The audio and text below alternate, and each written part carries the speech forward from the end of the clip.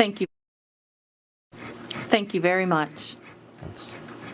Well, in the 6 months he's been president, Joe Biden has spent an inordinate amount of time telling us about the greatest threat of our time. And of course, it's not China. We're friends with China. No, it's white supremacy. According to the intelligence community, terrorism from white supremacy is the most lethal threat to the homeland today.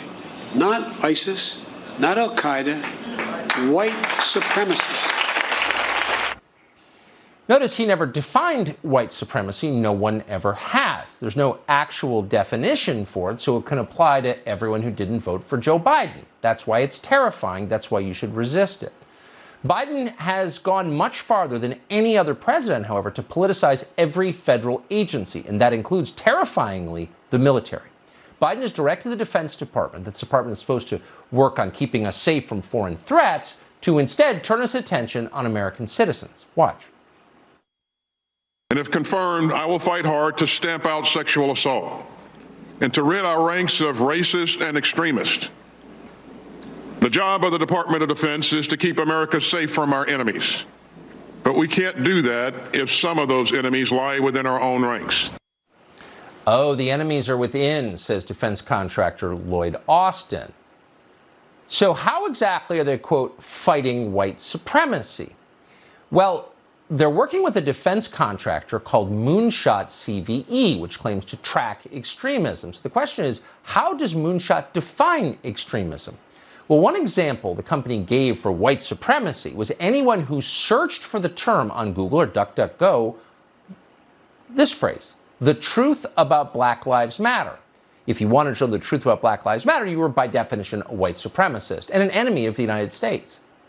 Vince Coglianese is the host of WMAL's The Vince Coglianese Show in Washington, D.C., which dominates his time slot. We're happy to have him with us tonight. Vince, thanks so much for coming on. So how can a search term, how can a question be a sign of extremism?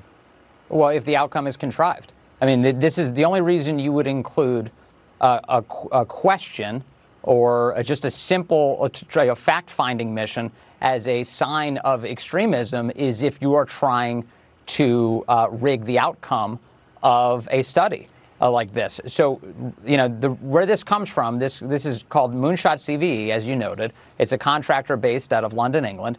They did a report earlier this year that gives us some indication of how they study extremism. It was released in June, and it was about white supremacy in the United States. And they just surveyed search terms nationwide.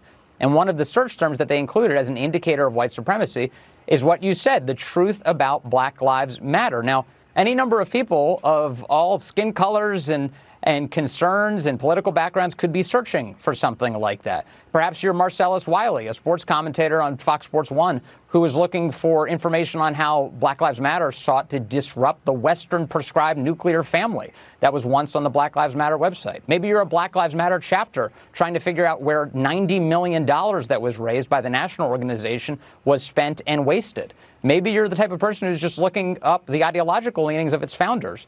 One of them declaring, Patrisse Cullors, that she's a trained Marxist. Additionally, the Marxist leanings of the organization came out again this past week as it expressed support not for the people that are seeking freedom, but the communist regime in Cuba. So there are plenty of reasons to ask that question. But if you do, you may get swept up in an extremism database. I got to ask, has there ever been a greater tragedy, a greater act of civic vandalism than politicizing the military in the way that the Biden administration has in the last 6 months? Have you ever seen anything like this before? It's completely out of control. Asking questions, now extremism. Free inquiry, now extremism. It's getting worse. Someone defend us from this. We have members of Congress who are supposed to. I wish they would. Vince Coglianese, I appreciate your insight and the information you brought. Thank you. Thanks, Tucker. So we've got an update for you tonight on the pilgrimage of Texas Democrats to Washington.